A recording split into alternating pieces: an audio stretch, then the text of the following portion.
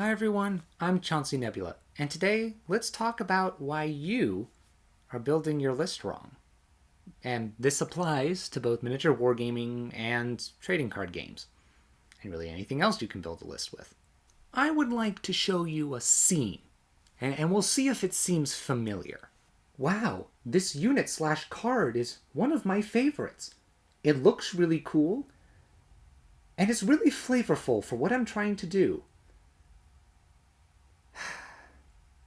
But it's just not good enough. Okay, so, sound familiar? What we're going to do is we're going to do an instant replay of that. And we're going to put in some of the Chauncey Nebula patented translation technology developed right here on this channel so you can see what's really going on. Wow, this unit/card is one of my favorites. It's really fun and flavorful. But the pressures of winning mean that I'm willing to sacrifice this fun and flavorful thing that I want to put in my army in favor of something that is competitively better. All right, now once we've done that translation, do you see what's happening?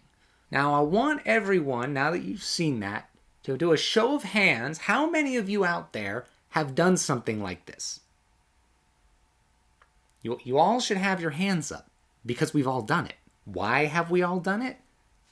Because we're gamers and we're human. This is not me talking down to you guys for doing this. Everyone does it. This is just a fact of life.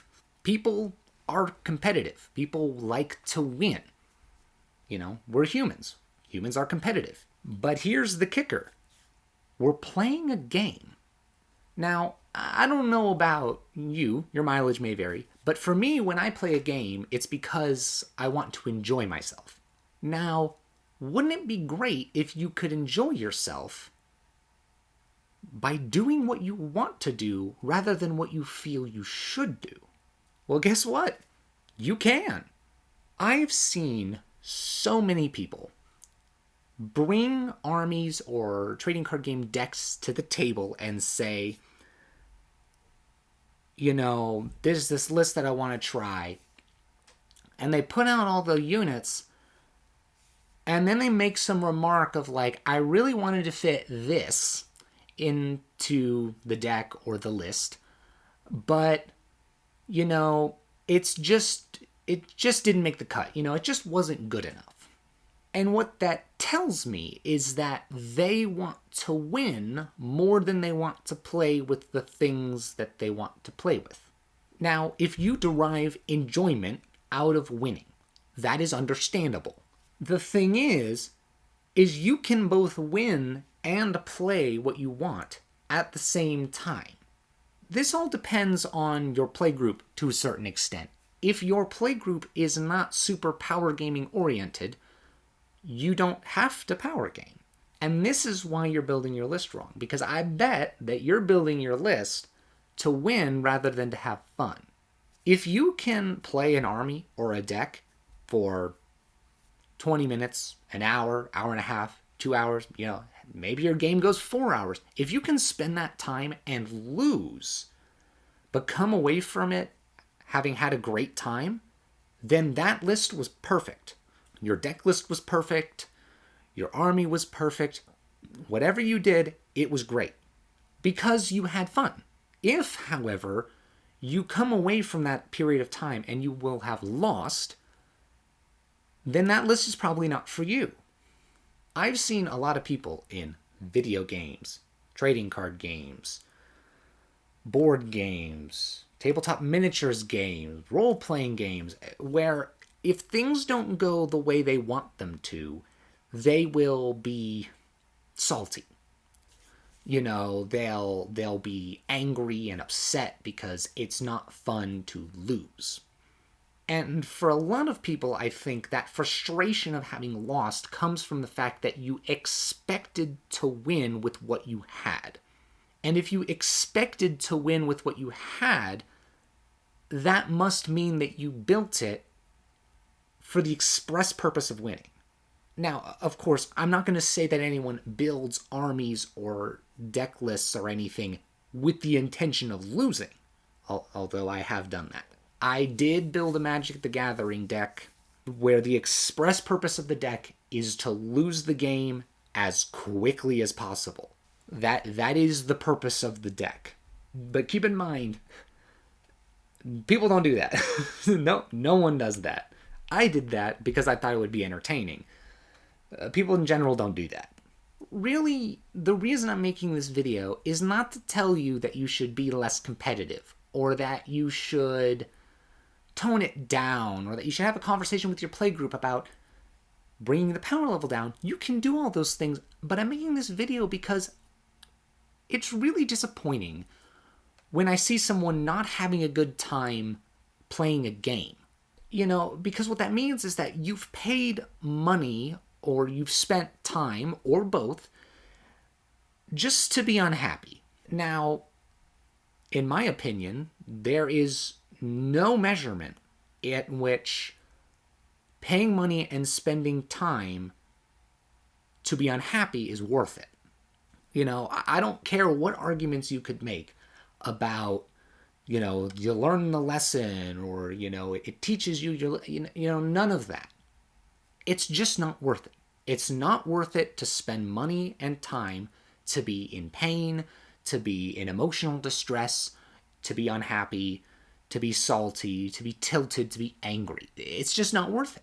For that reason, I implore you, build your lists so that you enjoy them, rather than because they're going to win. Now, of course, if you can do both, that's fantastic. And if you're the kind of person who likes just pulling out the strongest units in the game, or the strongest cards, and throwing them all in a pot and stirring it up and then throwing it on the table and winning, that's great. If you enjoy that, sure, do it. Just recognize that not everyone's going to be happy with you.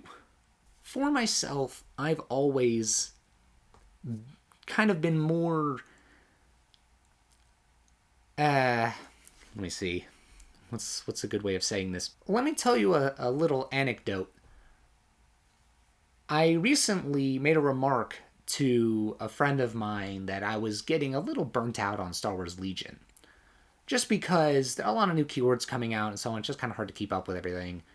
And he made the remark that I had been playing a lot of interesting lists, which was his polite way of saying that the armies I had been playing with were, to use the French term, garbage. And they were. But my frustration wasn't really because of the losing. I don't particularly care whether I win or lose. I just want to play the units that I like. I don't want to lose all the time. That can be disheartening. But so long as I can play and field the units I want, I'm good. The downside to playing any kind of a game that requires another person is that it is much easier to have a bad time.